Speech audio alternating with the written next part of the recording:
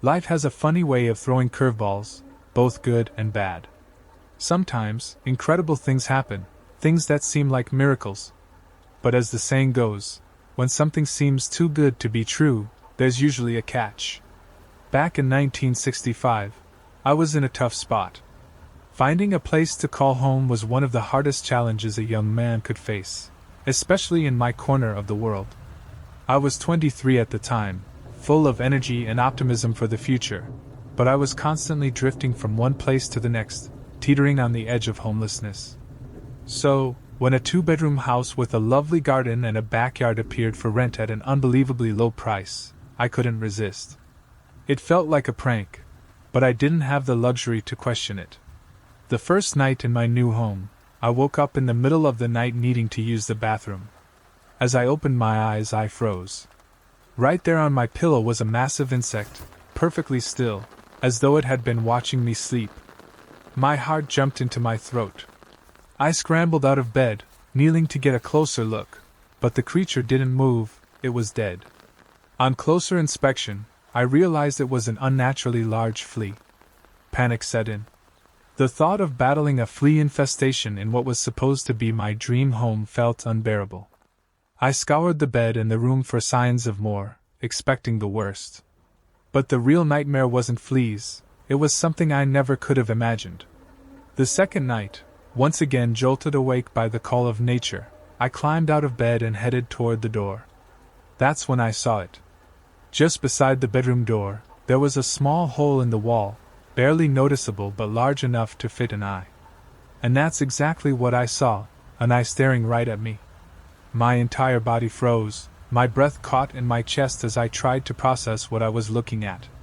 Minutes passed, my mind racing with confusion and fear.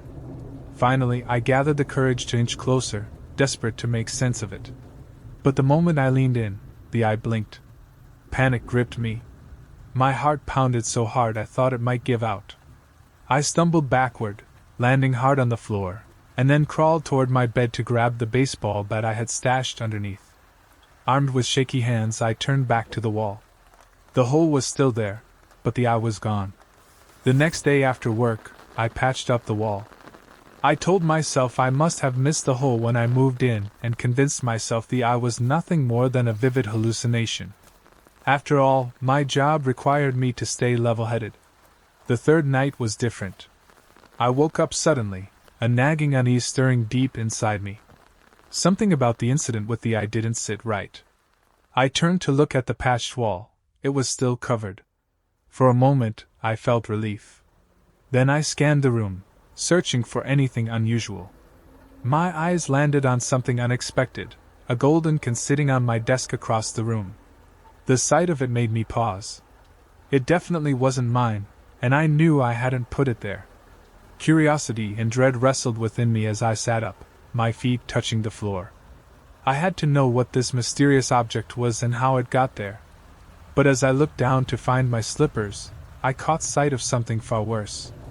A long, pale, bony arm darted out from beneath my bed and vanished in an instant. Without a second thought, I bolted out of the house, running as fast as my legs could carry me.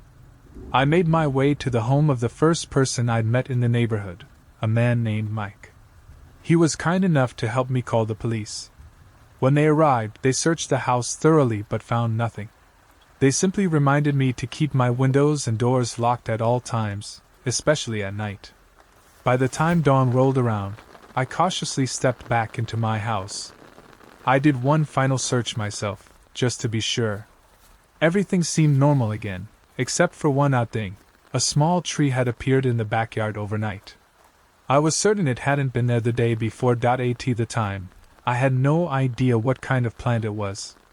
Its small, eerie red fruits looked punctured, with tiny seeds nestled inside the holes. For some reason, it instantly reminded me of that eye I'd seen in the wall. Shaking off the unsettling connection, I decided to ignore it. I searched under the bed, desperate to ensure there was no one hiding, but found nothing, and oddly, the golden can was gone too. Determined to protect myself, I barricaded the door before finally managing some restless sleep. The next morning, as I prepared to leave for work, I noticed something chilling. The strange tree in the backyard had completely disappeared. I couldn't make sense of it. Later, at work, I casually brought up the plant to a colleague, disguising my concern by claiming I'd seen a picture of it in a newspaper and couldn't get it out of my mind. Susan, a passionate plant enthusiast, didn't hesitate to enlighten me. According to her, what I'd seen was unmistakably a yew tree. The thought lingered uncomfortably in my mind throughout the day. After work, I deliberately delayed my return home, dreading what new insanity might be waiting for me in that house. Eventually, though, I had to face it. That fourth night, as I walked into the kitchen, my heart sank. The yew tree was back, once again standing ominously in the backyard. Fear clawed at me, but I couldn't keep avoiding whatever was happening. Gripping a kitchen knife tightly, I steeled myself to face whatever awaited me. Slowly, I climbed the stairs toward my bedroom, each step echoing in the silence. Halfway up, I spotted something small on the stairs, a toy car wheel. Confused, I picked it up and carefully placed it aside before continuing. When I reached my bedroom door, my heart skipped a beat. Sitting right in the center of the doorway was another object, a red die, like one you'd find in a casino. I didn't touch it. Bracing myself, I pushed the door open and stepped inside. The room seemed perfectly normal, no signs of anything unusual. Exhausted, I sat on the bed, letting the absurdity of it all wash over me. But then, a troubling thought entered my mind. What about under the bed? Taking a deep breath to muster my courage, I knelt down and peered underneath. To my immense relief, there wasn't a deranged stranger waiting there to grab me. However, I did spot something odd tucked beneath the frame. Using a handkerchief, I reached under the bed and pulled out the object. My entire body trembled as I held it up to the dim light. What I was holding was impossible to process, a severed pale human ear, partially decomposed. The sight was too much to bear. Without a second thought, I fled to a nearby motel and stayed the night. The next day at work, my mind was consumed by one thought. I needed to leave that house. I just had to figure out when and how. After work, I stopped at a grocery store and bought a small bag of apples. My walk home was sluggish and heavy, each step burdened by fear and fatigue.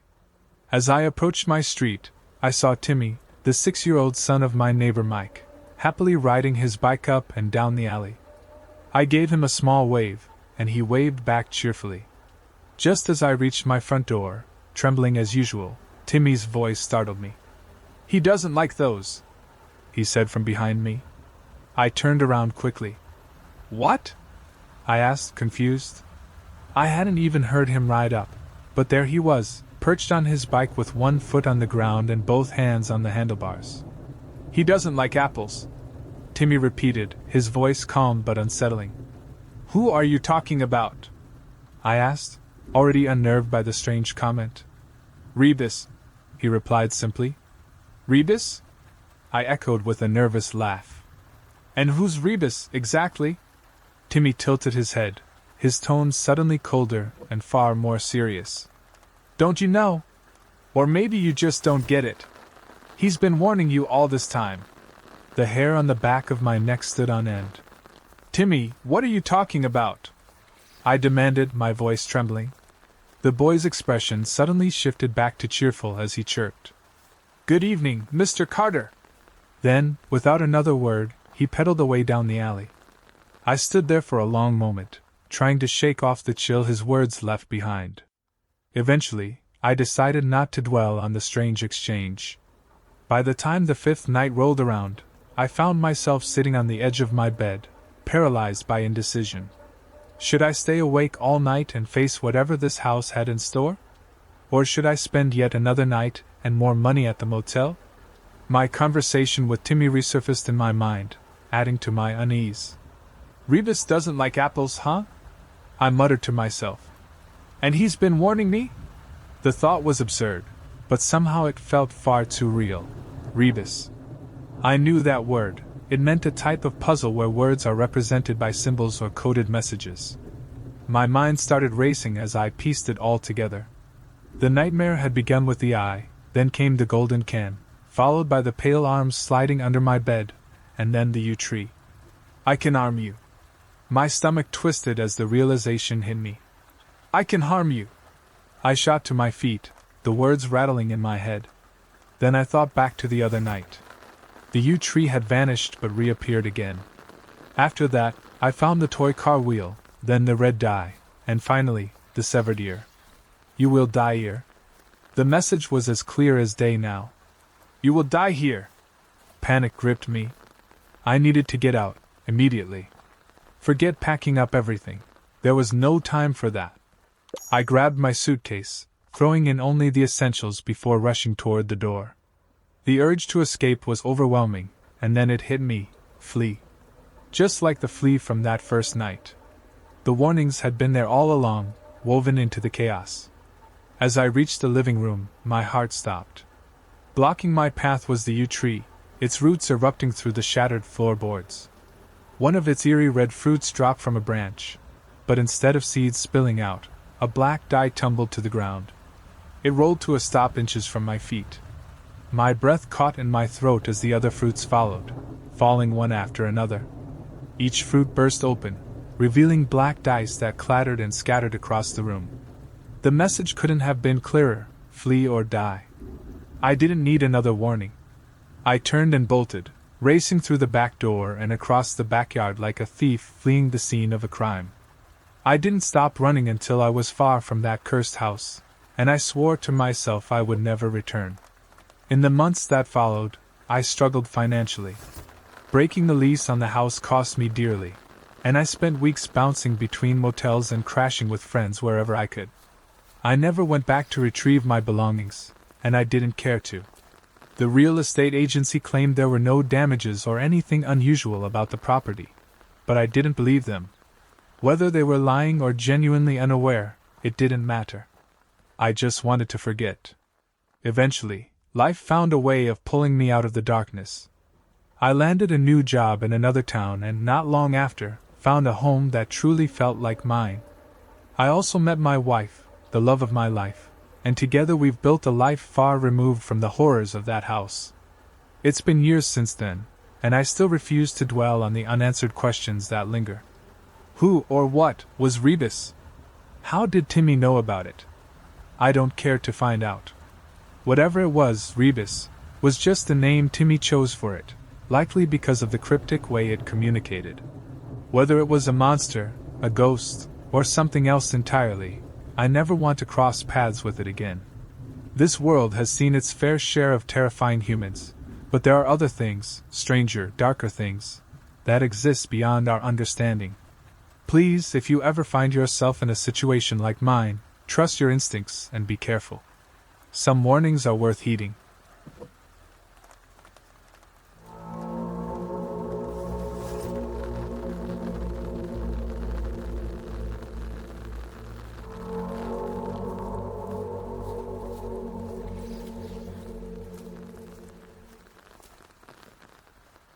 Winter trips had become a tradition for me, a way to escape the noise and chaos of daily life.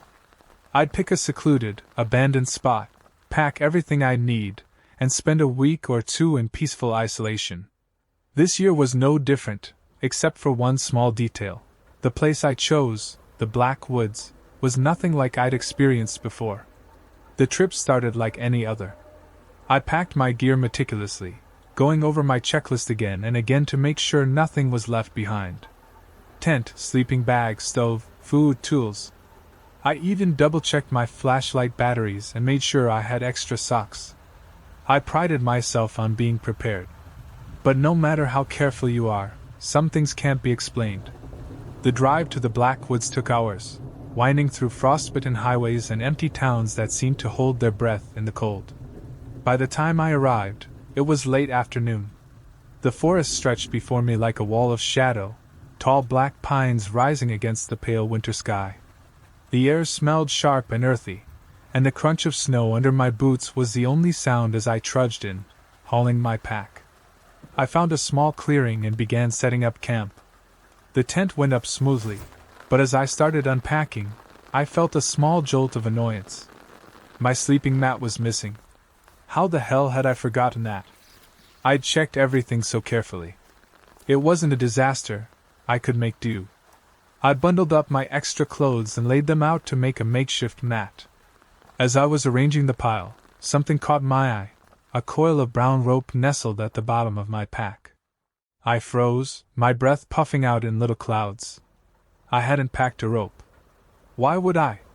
It wasn't on my list. I reached out hesitantly, as if it might bite, and lifted it out. It was coarse, a little frayed at the ends. Ordinary. But its presence in my pack felt anything but ordinary. A shiver ran down my spine, but I shook it off. Maybe it was just an oversight. Maybe it had been in there from a previous trip, and I'd forgotten. That night, as I lay on my lumpy pile of clothes, I couldn't stop thinking about it.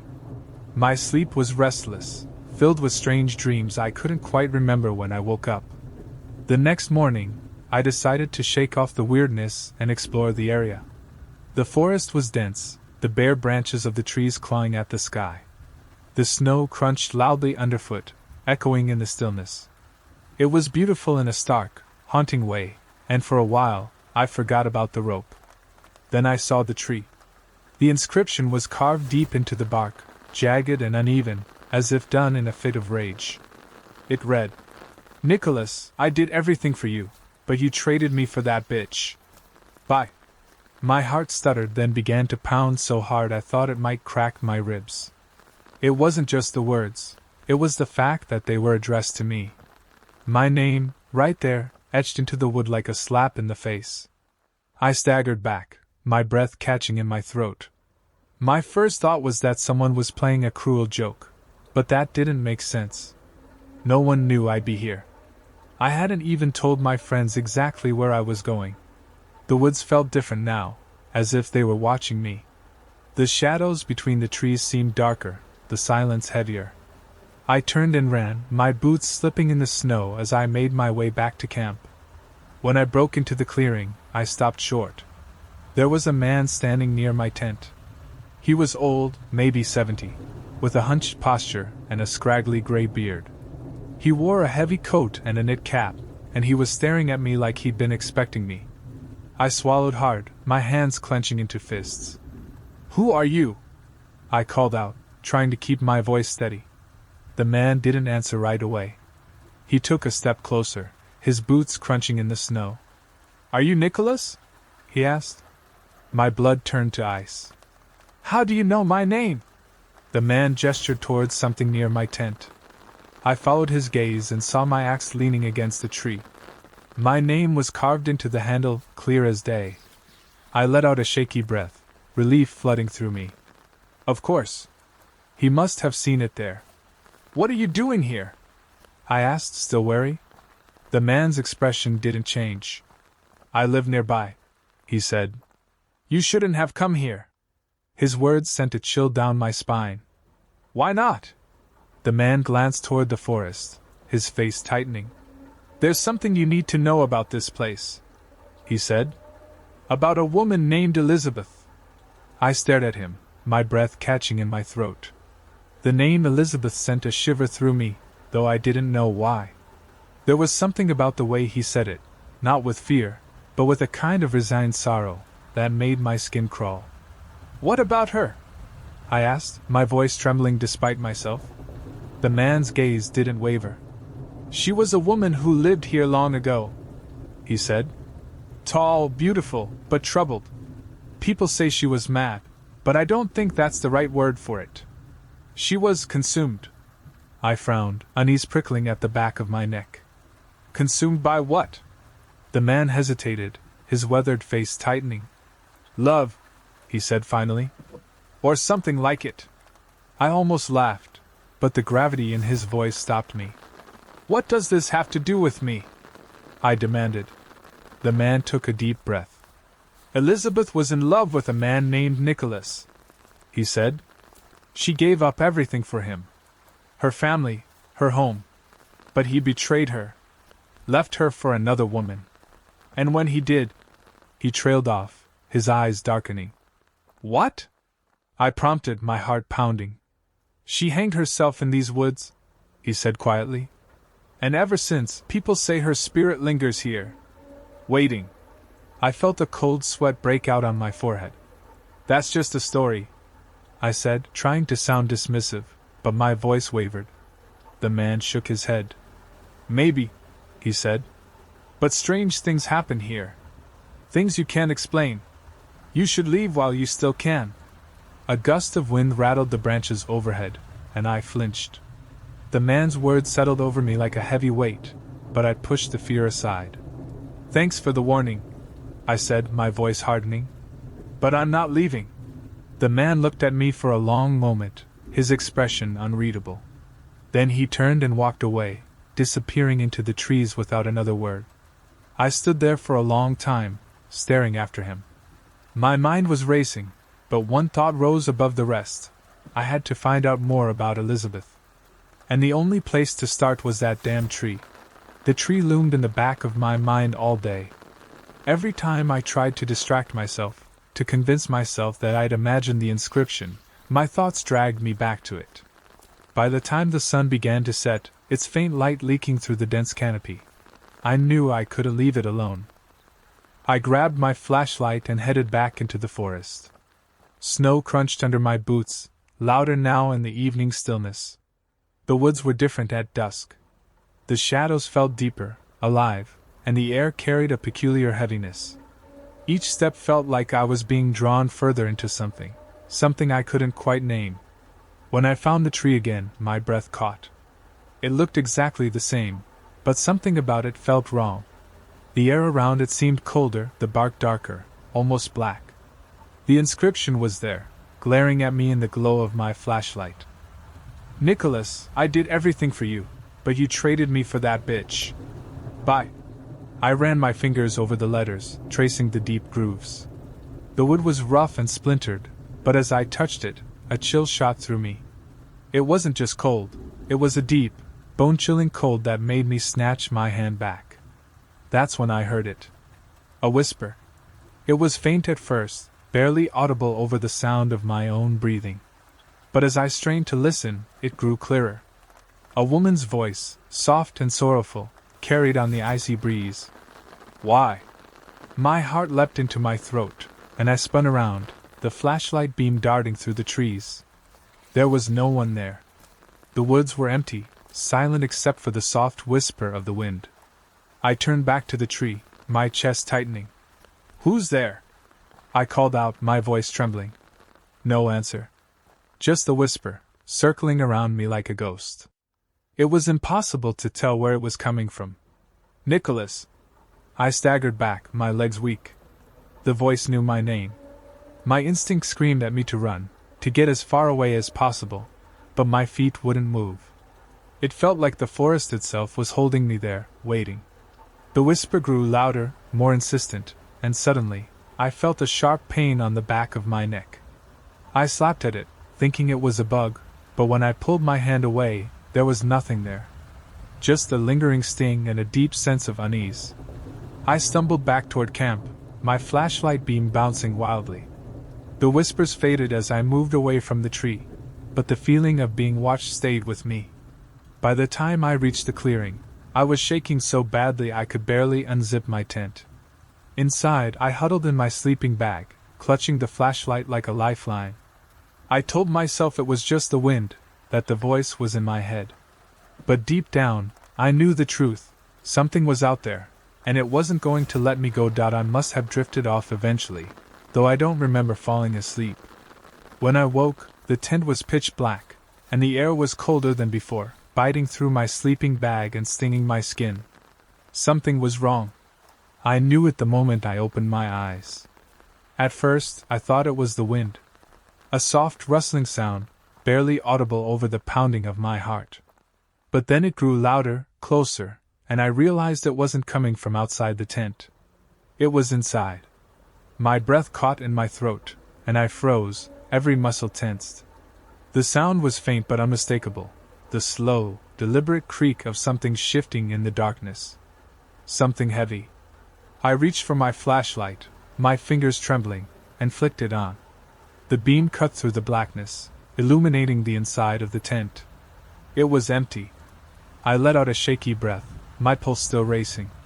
"Get a grip," I muttered to myself, though the sound of my own voice didn't help. I was alone. Of course I was alone. But then the rustling started again. This time, it was louder, and it wasn't inside the tent. It was just outside, circling slowly, like an animal stalking its prey. I clutched the flashlight tighter, the beam shaking as I pointed it toward the zipper. My mind raced, trying to come up with a logical explanation. A raccoon? A deer? But deep down, I knew better. "Who's there?" I called out, my voice cracking. The rustling stopped abruptly, and the silence that followed was worse than the noise. It was heavy, oppressive, as if the forest itself was holding its breath. Then, a whisper. "Nicholas!" I scrambled back, my flashlight slipping from my hand and rolling across the tent floor. The voice was right outside, so close I could feel the words prickling against my skin. I fumbled for the flashlight, my hands shaking uncontrollably, and pointed it toward the zipper. A shadow passed across the fabric, faint but unmistakable. It was tall, impossibly tall, and it moved with a slow, deliberate grace. My stomach churned as the zipper began to move, sliding down inch by inch, as if opened by an invisible hand. "Stop!" I shouted, my voice high and panicked. The zipper froze halfway, and for a moment, there was nothing but silence. Then, the tent began to collapse inward, the fabric pulling tight as if something was pressing against it from the outside. I screamed, kicking out with my legs and scrambling to unzip the opposite side of the tent. The cold night air hit me like a slap as I tumbled out, my flashlight swinging wildly. The clearing was empty. The snow was undisturbed, and there was no sign of anyone, or anything. But I could feel it. I wasn't alone. The shadows between the trees seemed to shift and writhe, and the whisper came again, softer this time, almost gentle. "Why did you leave me?" I didn't wait to hear more. Grabbing my axe and my flashlight, I bolted into the forest, my boots crunching in the snow. The whispers followed me, weaving through the trees, always just behind me. No matter how fast I ran, they never faded. By the time I stopped, gasping for breath, I had no idea where I was. The forest was a maze of black trunks and tangled branches, and the clearing was nowhere in sight. I leaned against a tree, my chest heaving, and tried to collect my thoughts. But the whispers were still there, growing louder, and when I looked up I saw her. She was standing a few yards away, her figure barely visible in the faint light of the moon. She was tall, unnaturally so, her limbs long and thin like the branches of a tree. Her hair hung in dark, matted strands around her face, and her eyes were empty. "Nicholas," she said, her voice echoing in my head. "Why did you leave me?" I stumbled back, the axe slipping from my grasp. The last thing I saw before the darkness swallowed me was her hand reaching out, impossibly long and pale, her fingers curling like claws. When I woke, the world was a blur. My head throbbed, and the ground beneath me was cold, the kind of cold that seeped into your bones and refused to let go. I blinked, disoriented, the events of the night before swirling in my mind like a fever dream. Was it real? Or had my fear twisted reality into something nightmarish? My hands dug into the snow as I pushed myself up. I was lying in a clearing I didn't recognize, surrounded by trees that seemed taller and darker than before. The forest had changed, its silence now oppressive, the shadows longer and deeper. I couldn't shake the feeling that I was being watched. I reached for my flashlight, but it was gone. My axe, too, was nowhere to be seen. Panic clawed at my chest as I realized I was utterly defenseless. I tried to retrace my steps in my mind, but everything after seeing her, Elizabeth, was a blank. The whispers began again, faint at first, like the rustling of leaves in the wind. But as I stood there, frozen in fear, they grew louder, more distinct. "Nicholas!" I spun around, my breath puffing out in frantic clouds. The voice seemed to come from everywhere and nowhere at once. "Why did you leave me?" "No!" I shouted, my voice cracking. "Leave me alone!" The whispers stopped. For a moment, the forest was deathly silent. Then, a figure stepped out from the shadows. It was her. Elizabeth. Her impossibly tall form seemed to glide over the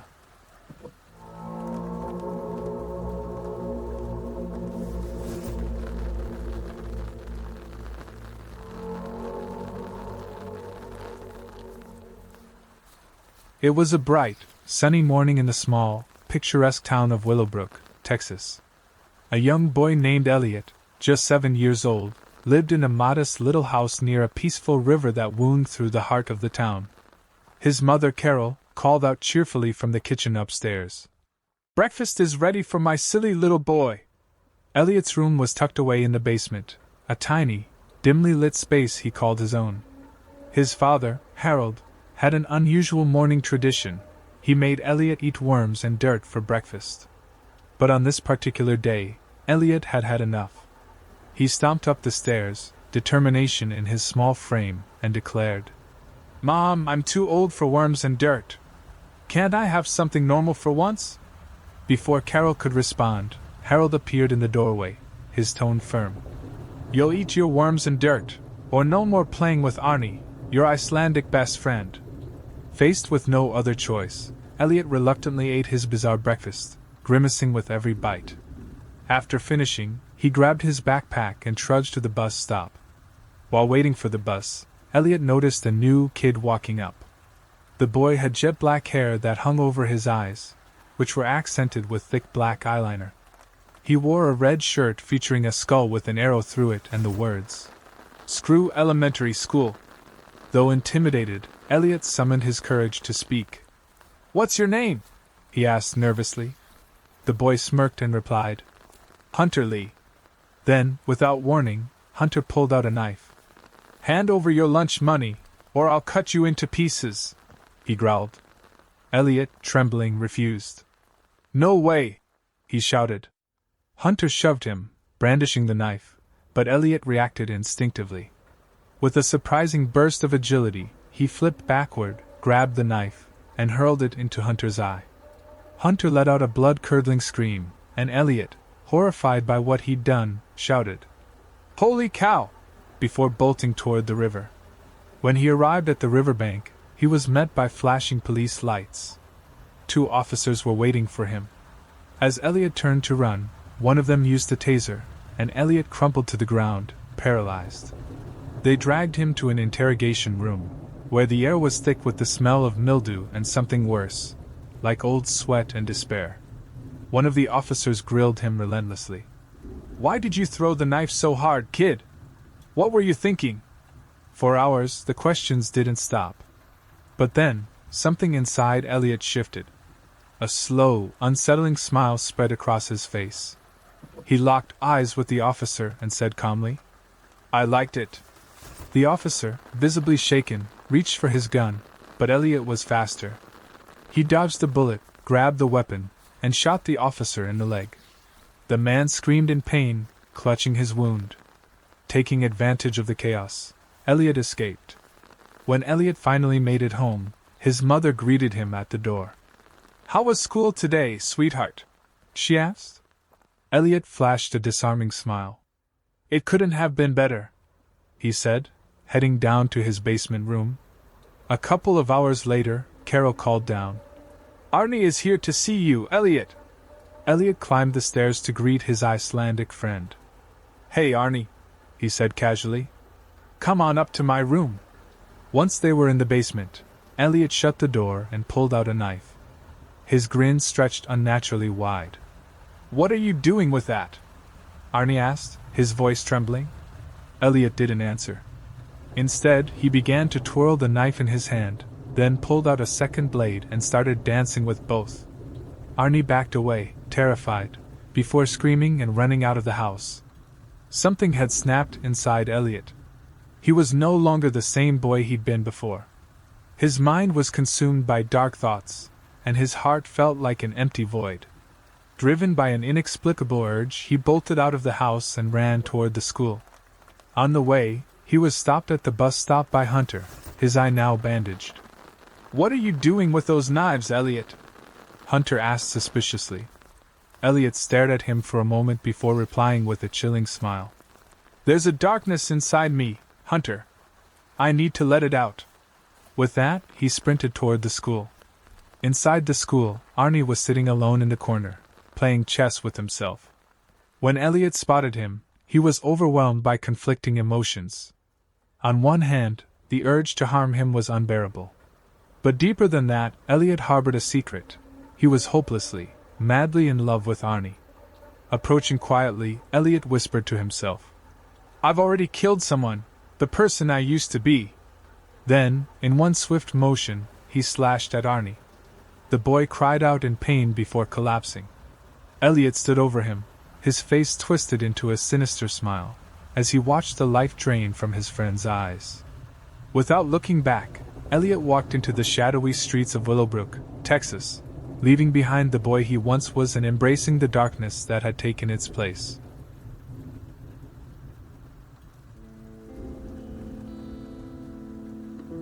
Welcome to Story Scary Boo. We are dedicated to sharing immersive and authentic stories, presented as true experiences submitted by individuals from various backgrounds.